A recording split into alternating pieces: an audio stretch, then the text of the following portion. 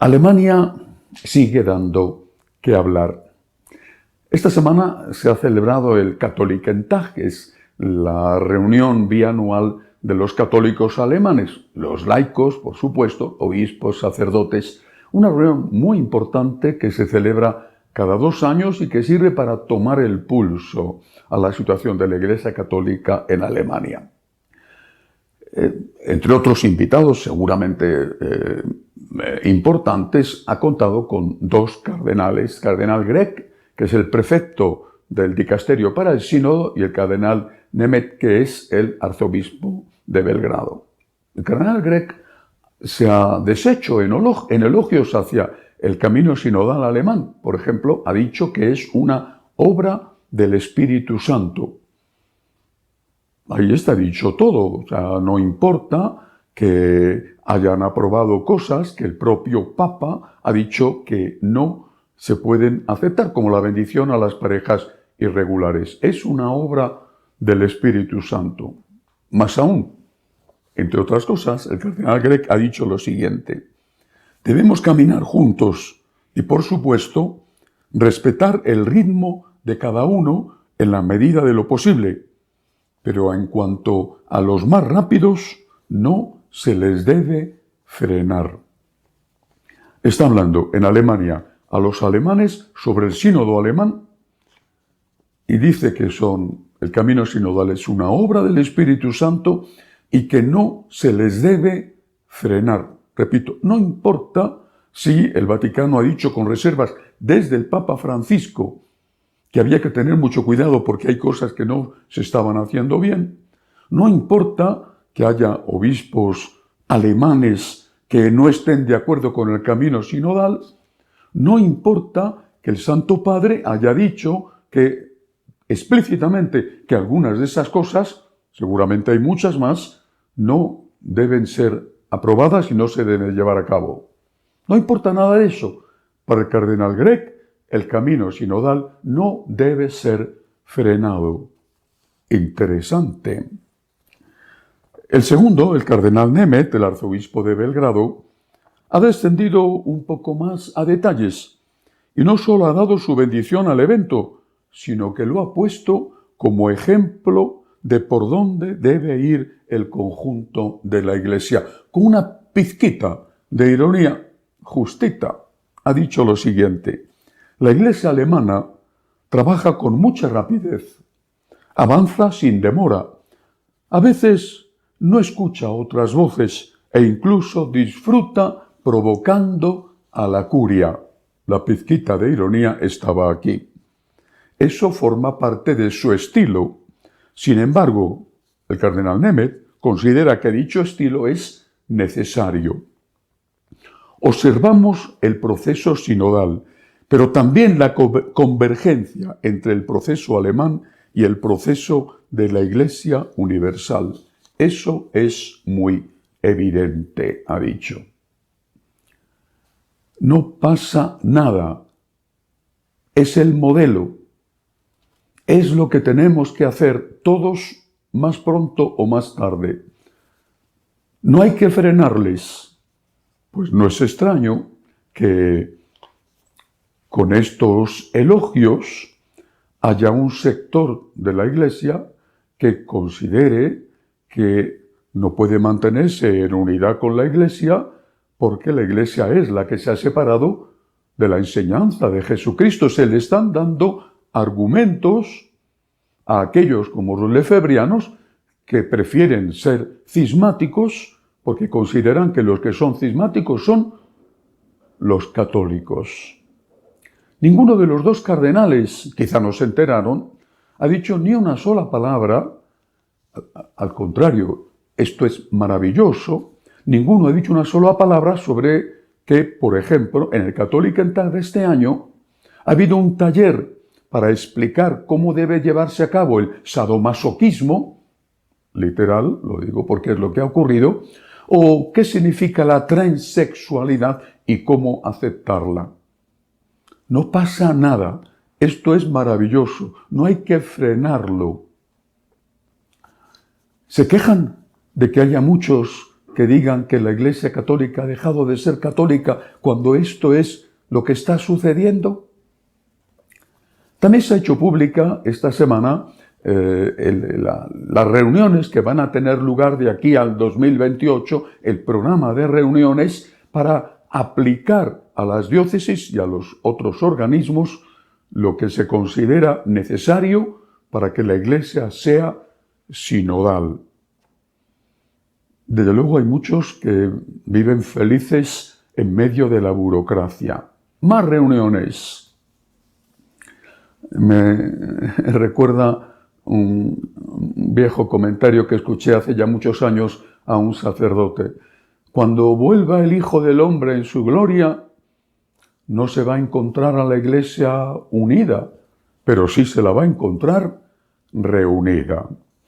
Más reuniones para implementar la sinodalidad. Entre otras cosas, se dice que es obligatorio que en esas reuniones se estudie las aportaciones que han hecho los distintos grupos de estudio, incluido el grupo número 9, sobre cómo hay que afrontar ahora las relaciones homosexuales. ¿Qué nueva perspectiva hay que tener ante las relaciones homosexuales? No importa si muchos, una vez que se supo el contenido de ese grupo de estudio, se han manifestado en contra, entre ellos varios cardenales, no importa.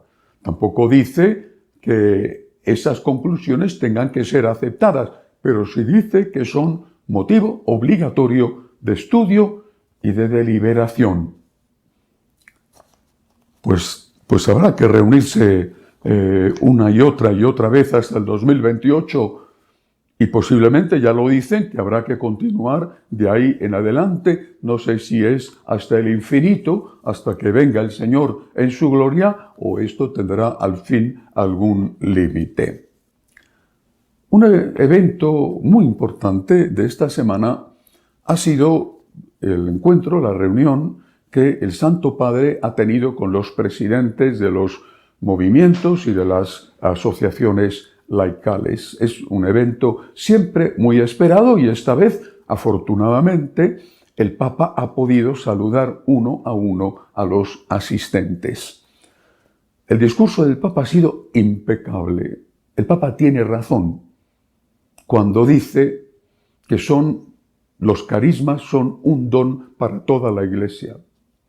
El Papa tiene razón cuando dice que los carismas no pueden encerrarse en sí mismos y que de ningún modo pueden considerarse cada uno de ellos superior a los demás y mirar por encima del hombro a los otros carismas o al conjunto de la Iglesia. El Papa tiene razón cuando alerta del peligro de la autorreferencialidad.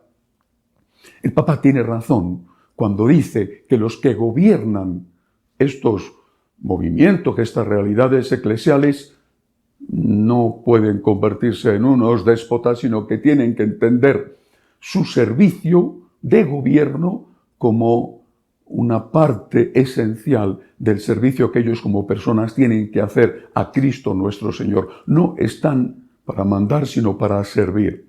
El Papa tiene razón cuando dice que los movimientos tienen que estar unidos a la jerarquía de la Iglesia y que la jerarquía, se supone que en último término el Vaticano, es la que tiene que discernir cuando hay allí un carisma o no. Todo lo que el Papa ha dicho en su discurso es correctísimo, el Papa tiene razón. Pero ¿qué sucede con lo que no ha dicho?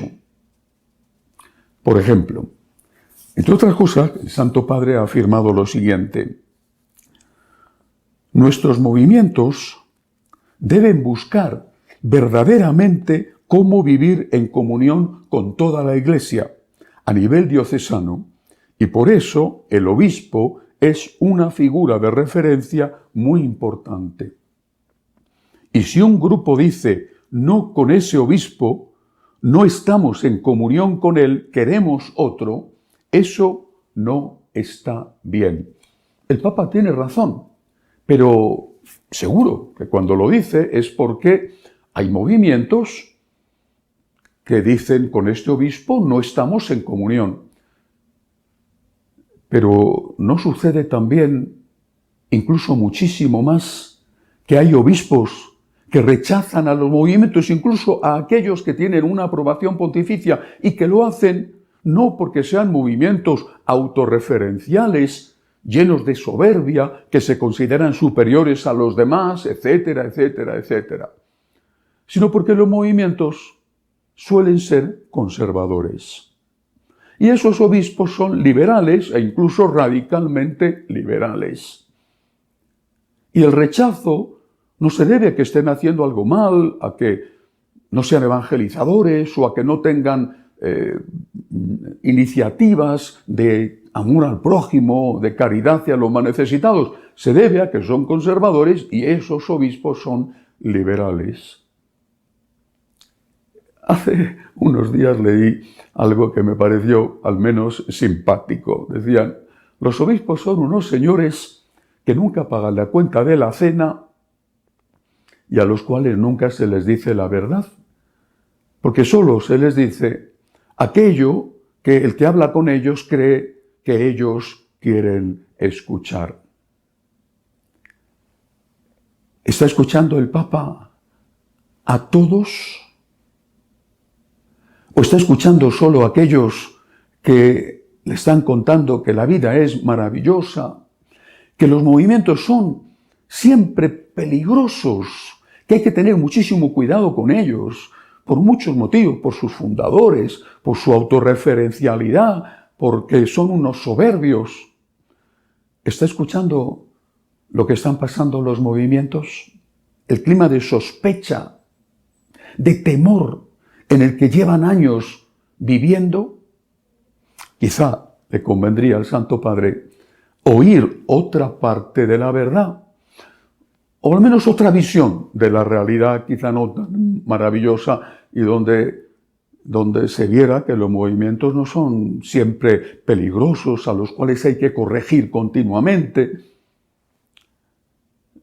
Claro, para eso hay que decidirse a escuchar a todos y desde luego no meter miedo al que se atreva a hablar contando esa otra perspectiva. San Juan Pablo II entendió que de verdad los movimientos son un don del Espíritu Santo. Aquellos de entonces, que hoy ya son antiguos, pero también a los nuevos que iban apareciendo. Por supuesto que hay que hacer discernimiento y por supuesto que se cometieron errores. Pero el resultado en su conjunto fue extraordinario. La vitalidad que se aportó a la Iglesia fue excepcional. Si solo se limita la Iglesia a mirar con lupa los defectos, los errores, los peligros, en lugar de hacer, además de eso, en lugar de hacer un esfuerzo por apoyar, por alentar, por corregir con amor, pues entonces esas obras inestimables y excelentes del Espíritu Santo quizá se queden bajo tierra porque las semillas que el Espíritu Santo ha puesto ahí pues no logran germinar. Es interesante ver cómo a los que se esfuerzan de verdad por ser fieles a la tradición, a la palabra de Dios, al magisterio, por evangelizar, por ir a mar abierto, por crear nuevos caminos de evangelización, por ayudar a los pobres, se les mira con sospecha. Cuidado, cuidado, no sea que a lo mejor se excedan, cuidado. O incluso se les persigue. Ahí está, repito, lo que está sucediendo en tantas diócesis con obispos liberales o incluso radicalmente liberales, para los cuales los movimientos son peligrosísimos porque son conservadores. Mientras tanto, el camino sinodal alemán, del cual el propio Papa ha dicho que hay cosas que están aplicando y que no son correctas, se presenta como un modelo y se anima a que sigan y que de ningún modo se les frene. Quizá será porque los alemanes son ricos, quizá.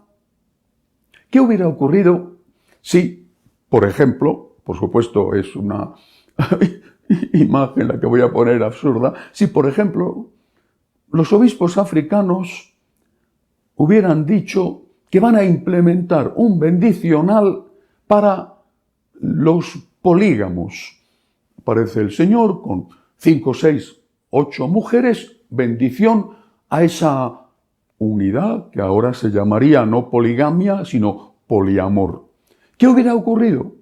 ¿Cuánto hubieran tardado esos obispos en ser destituidos? ¿Será que en Alemania no pasa nada y se les elogia porque son ricos? Y en cambio, los otros no se les hubiera permitido porque son pobres y porque solo sirven para aumentar las estadísticas debido al excelente crecimiento en bautismos y al elevado número de seminaristas. Pidamos por el Papa, pidamos por él. Siempre pido lo mismo. No es nada fácil su tarea en este momento tan complejo en la historia de la Iglesia. Pidamos por el Papa. Hasta la semana que viene, si Dios quiere.